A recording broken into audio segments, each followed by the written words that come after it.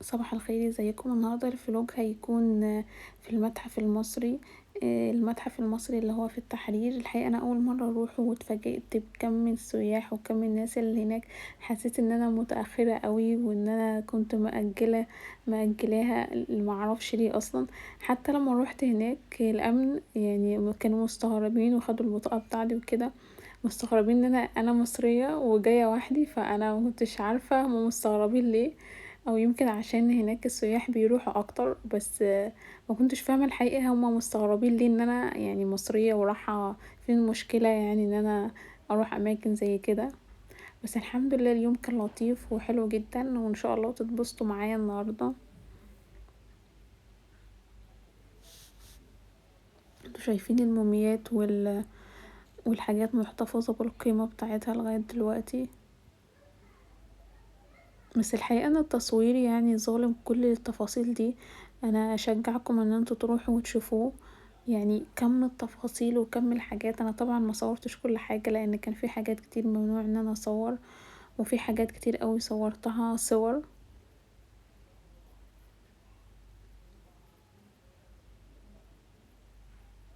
دي الحاجات اللي كانوا بيكتبوا بيها اللي هو اللي زي الالوان وكده، يعني زي الطباشير عندنا مثلا.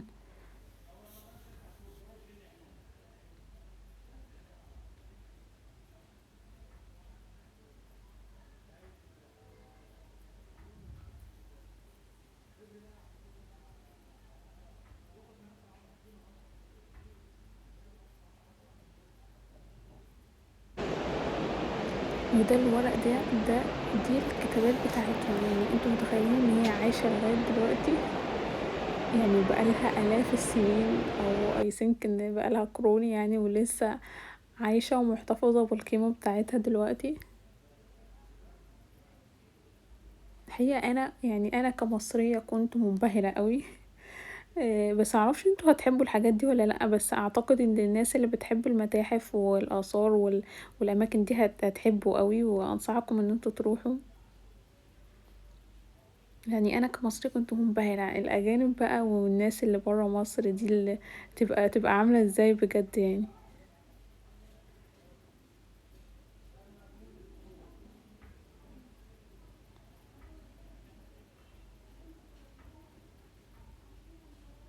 انا هسيبكم بقى تتفرجوا على الصور شوية، عشان الصور كتير قوي.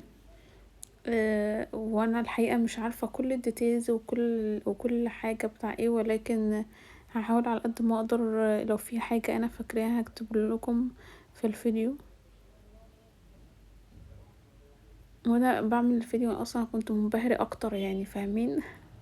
الانبهار ده مراحش يعني، ومش هتندموا ابدا ابدا. انا بشجع كل الناس ان هي تروح، حتى اللي هي مش بتحب تروح المتاحف وتزوروا الاماكن دي. يعني لا، روحوا، ما تستنوش ان حد يروح معاكم في مكان، او تأجلوا مثلا مكان عايزين تزوروه عشان اصحابكم مثلا مش بيحبوا الاماكن دي، او حتى عشان لو ما عندكمش صحاب. لا، روحوا هناك.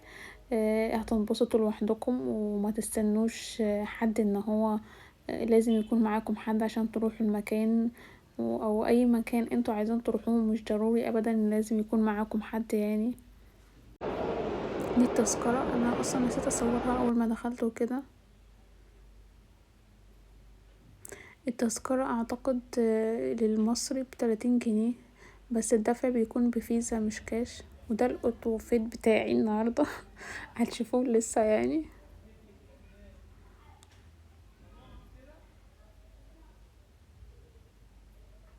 انا بحس الناس دي يعني مش عارفة كانت بتفكر ازاي، يعني برغم التقدم والتكنولوجيا اللي احنا كنا فيها، ولكن بجد احنا يعني معرفناش نوصل لربع اللي هما بيعملوه ابدا، ولا هنوصل اصلا لكل اللي هم عملوه يعني. الواحد لما بقعد اتخيل الحاجة بقالها الاف السنين ومحتفظة بالقيمة بتاعتها لغاية دلوقتي، وبالماتريال الخام بتاعتها. فكانوا بيعملوها ازاي، بيصنعوها ازاي؟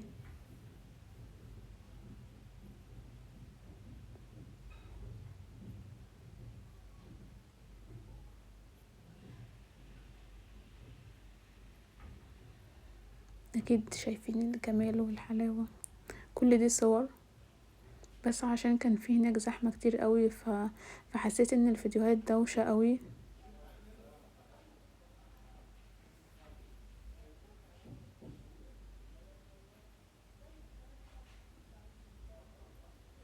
وده الحلي بتاعهم اللي هما كانوا بيعملوه كده. شايفين التفاصيل؟ دي بقى باروكة، هما اعتقد هما صانعينها يعني.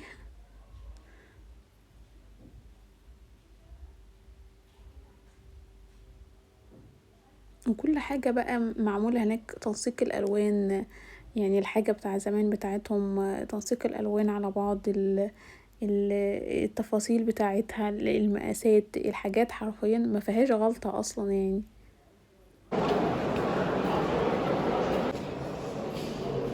حتى الحيوانات لما كانوا في اعتقادهم ان هما هيحيوا من اول وجديد او في خروج مثلا، فكانوا بيحنطوا الحيوانات، محنطين مثلا قرد، محنطين كلب اعتقد، ومحنطين شوية حاجات كده. او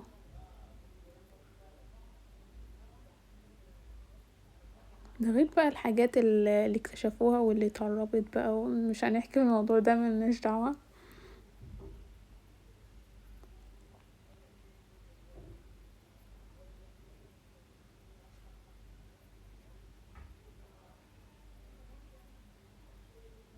شايفين الطبقات يعني بيعملوا غير في حاجات تانية. الرسمة دي رسمة كانت مرسومة على الحيطة هناك، اعتقد حد كان بيتصور ازاي بيشيلوا الموميات عشان يروحوا يدفنوها وكده.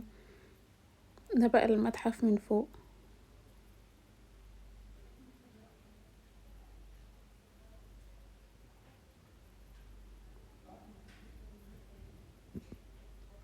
وهنا كان ممنوع التصوير، بس انا كنت بصور كده بالخباثة يعني.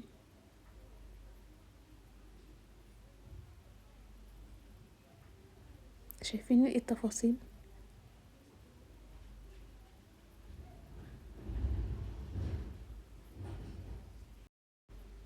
ما تحسوش ان الفيديو طويل او حاجة، هو اصلا في حاجات تانية كتير اكتر من كده بكتير، بس انا طبعا مش كل حاجة صورتها، ان في اقسام ممنوع فيها التصوير، وفي حاجات انا عديتها كده يعني، كنت بستمتع شوية بدون تصوير، ولكن هو الحقيقة في حاجات تانية اكتر يعني.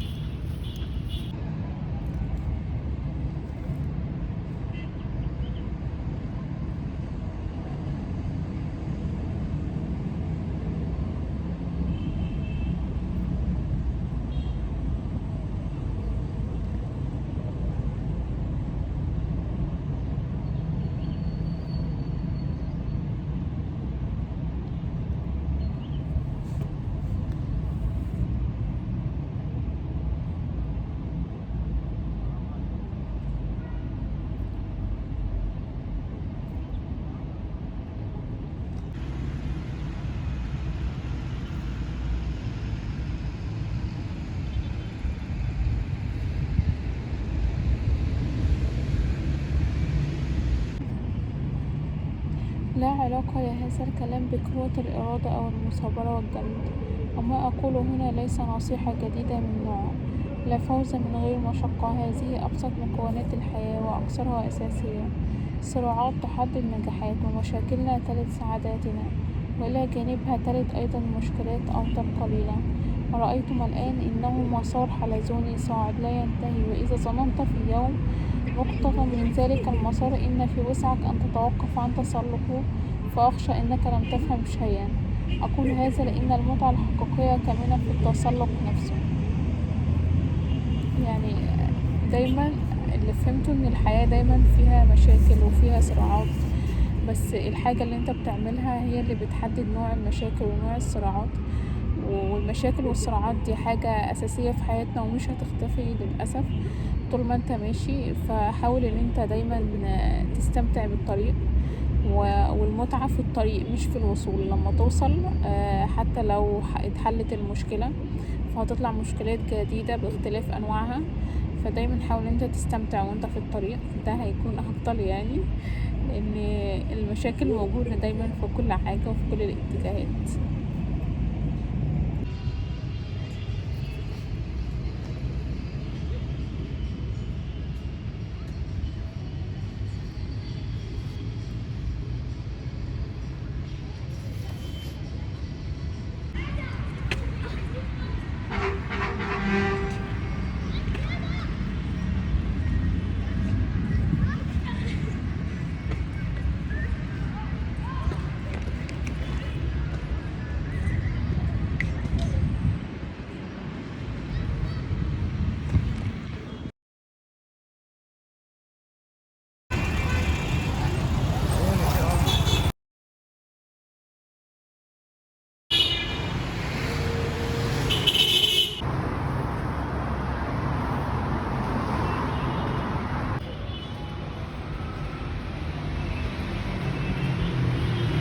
ازيكم عاملين ايه؟ انا تعبت اوي من كتر المشي، بقالي فترة كبيرة اوي ممشيتش. انا الاول كنت بمشي كتير اوي، كنت بنزل امشي بتاع 10 كيلو 15 كيلو، مش عارفة ايه اللي حصلي بجد يعني. بس اليوم كان لطيف عامة يعني.